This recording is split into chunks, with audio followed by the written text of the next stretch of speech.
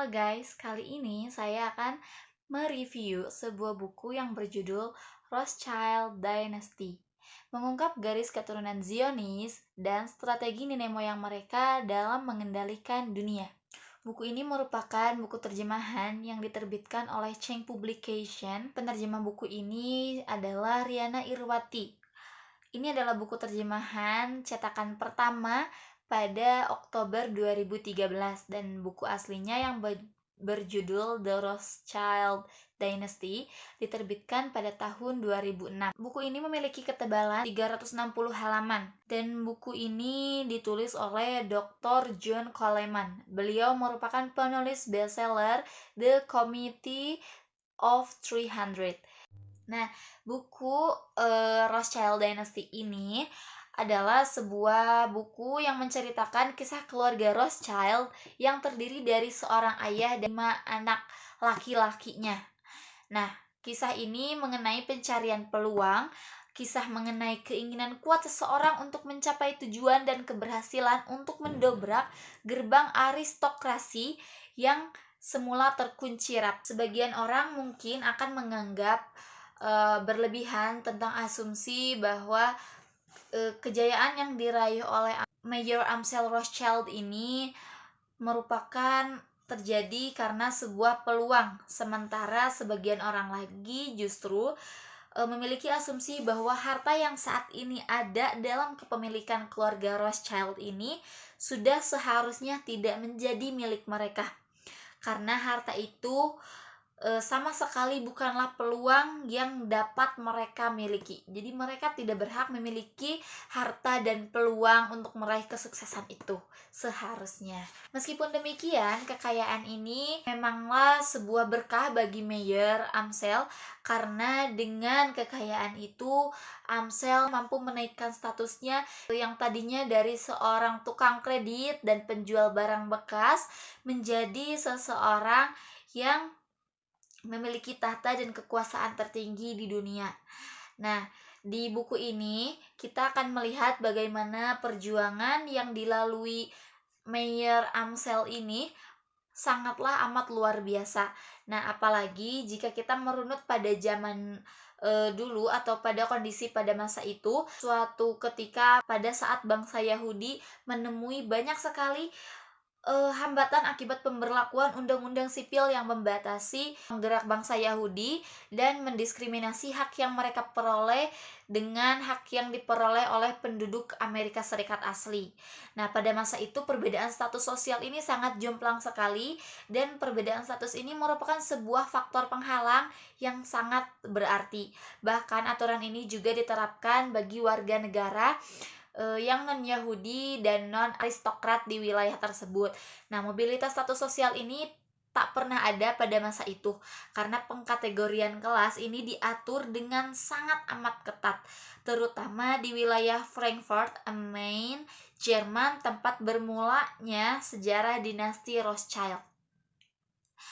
Nah, Mayer Amschel Rothschild ini hanya mengenyam pendidikan tingkat rendah karena pada masa itu kan terjadi diskriminasi pada bangsa Yahudi. Maka dari itu, keluarga Rothschild ini atau Mayer Amschel Rothschild ini menerapkan prinsip kepada keturunannya bahwa kita ini harus hidup dengan tekad yang kuat dan ketaatan menjalankan ajaran agama. Meskipun mereka didiskriminasi, tapi mereka tidak pernah meninggalkan ajaran agama mereka.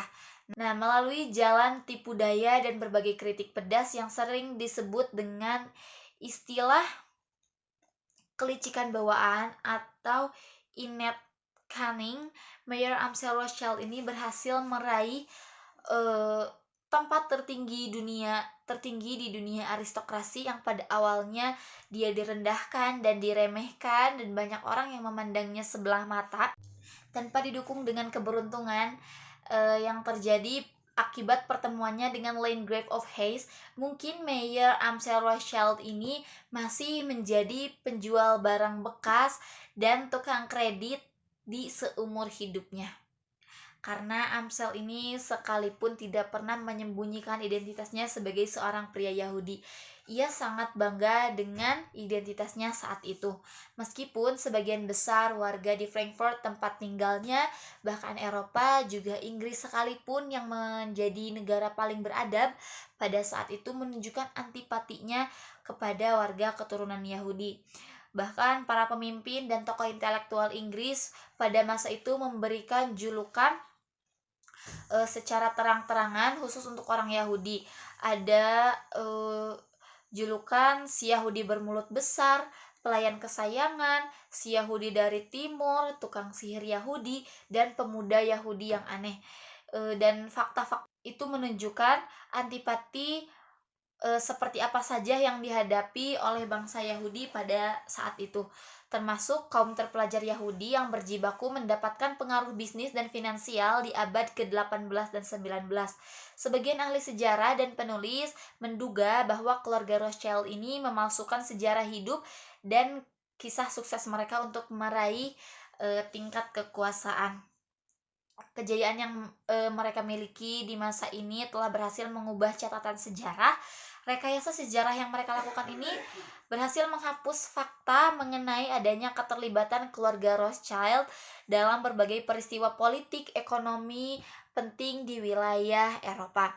Dan kebanyakan orang mungkin berpikir bahwa keluarga Rothschild ini melakukan hal-hal yang telah disebutkan sebelumnya dengan tujuan mengumpulkan kekayaan. Tetapi sayangnya para pengamat tersebut tidak menyadari fakta bahwa keluarga Rothschild ini melakukan semua itu demi merebut kekuasaan, bukan untuk bermewah-mewahan atau untuk hidup enak. Keluarga Rothschild ini mengumpulkan uang agar dapat mengendalikan para penguasa berbagai negara di belahan dunia. Jadi goalsnya mereka ingin berada di puncak teratas piramida dunia, dan mereka ingin mengendalikan para penguasa-penguasa di berbagai belahan dunia, karena dengan kekuasaan inilah pada akhirnya mereka akan menguasai dunia. Keluarga ini terus-menerus menjalankan agendanya hingga saat ini. Mereka tidak henti-hentinya menyebarkan pengaruhnya pada bermiliar-miliar penduduk dunia. Ada kebohongan yang mereka ciptakan dalam sejarah hidup mereka. Kekayaan keluarga Rothschild sebenarnya didapatkan dari inflasi mata uang negara yang mereka tinggali. Tidak ada petunjuk apapun yang dapat memberikan gambaran ketika kita berpikir seperti apa sebenarnya watak keluarga Rothschild dan motif apa yang melatar belakangi obsesi gila-gilaan terhadap uang dan kekuasaan itu. Nah, sebagian besar buku ini mengajak kita menerka-nerka motif macam apa yang tertanam dalam benak keluarga penguasa ini, gitu kan. Mereka ini ingin menguasai Eropa, Britania Raya, dan dunia dengan tangan tersembunyinya ini. Keluarga ini bukanlah sebuah keluarga yang meraup kekuasaan dengan penampilan atau bermodelkan penampilan necis dan tutur kata yang halus sebagaimana yang dilakukan oleh kebanyakan penguasa berdarah Irlandia. Tetapi anggota keluarga ini justru para penguasa yang bertampang, buruk, yang memiliki perilaku kasar. Nah, Meyer Amsel berbicara dalam bahasa Yahudi dengan logat Frankfurt kasar yang merupakan campuran dialek Polandia dan Jerman. Ekspresi bahasa yang digunakannya pun sangat Yahudi sekali. Putra-putranya juga hanya sempat mengenyam pendidikan sampai tingkat terendah karena akibat diskriminasi tadi ya. Mereka tidak diizinkan untuk turut menikmati manfaat abad pencerahan yang bergaung di seluruh penjuru Eropa ini. Meyer Amsel sangat mematuhi ajaran agama yang tertulis di dalam Talmud serta menghormati tradisi bangsanya. Ia mendidik anak-anaknya untuk menerapkan hal yang sama. Gaya hidupnya sama sekali tidak berubah dari semenjak ia menjadi tukang kredit dan penjual barang bekas sampai dia menguasai dunia. Setelah mendapatkan kekayaan dan kekuasaan, ia dan anak-anaknya masih tetap memakai pakaian yang sederhana, pakaian yang sama hingga mereka memakai pakaian itu hingga benar-benar usang. Banyak sekali referensi yang menyebutkan mengenai kesederhanaan keluarga Rothschild ini dengan nada yang sarkastik. Beberapa artikel dan dokumen juga yang diarsipkan di Museum Inggris memberikan komentar bernada negatif, bahkan menghina Mayor Amsel. Cherep Spiridovic menyebutkan bahwa Mayor Amsel tak pernah mengganti pakaian dalamnya dan selalu memakai pakaian yang sama hingga pakaian tersebut terkoyak dari badannya dengan sendirinya. Beberapa orang penulis John Rivers, Demaci, dan Spiridovic misalnya memberikan komentar pedas semacam fase politik keluarga Rothschild. Maksudnya fase politik keluarga kejam dan tak berperasaan ini dapat dikaitkan dengan hampir semua peristiwa yang terjadi, peristiwa berdarah dan kekacauan yang terjadi di beberapa negara sejak tahun 1770. Dan beberapa orang tokoh lainnya, editor surat kabar Chicago Tribune misalnya, menyadari bahwa ada hal janggal yang telah terjadi, namun sayangnya saat itu ia belum bisa menerka motif apa yang melatar belakangi peristiwa janggal tersebut. Sebagian besar rahasia keluarga ini tersimpan rapi dan sangat sulit untuk dikuak. Keputusan dan mengungkap rahasia keluarga ini tercermin dalam kata-kata yang dilontarkan oleh Lamartine, seorang negarawan Prancis. Nah, kami harap kami bisa terlepas dari segala bentuk kekangan. Namun, sayangnya ada satu kekangan yang tak terlihat yang terus membebani kami. Dari mana datangnya kekangan ini? Di mana letaknya? Tak ada seorang pun yang tahu, atau mungkin tak ada seorang pun yang berani bersuara. Perkumpulan ini dirahasiakan, bahkan bagi kami, mantan-mantan pengikut organisasi rahasia. Nah, Menteri Luar Negeri Prancis G. Hanatoux pada tahun 1878 pernah mendefinisikan tangan tersembunyi tersebut dalam tulisannya sebagai kekuatan misterius yang mengendalikan percaturan politik dan mengacaukan berbagai bentuk diplomasi. Berbagai misteri yang melingkup keluarga ini pernah disingkap juga oleh Disraeli dalam novelnya Coningsby yang bertutur tentang sepak terjang keluarga Rothschild.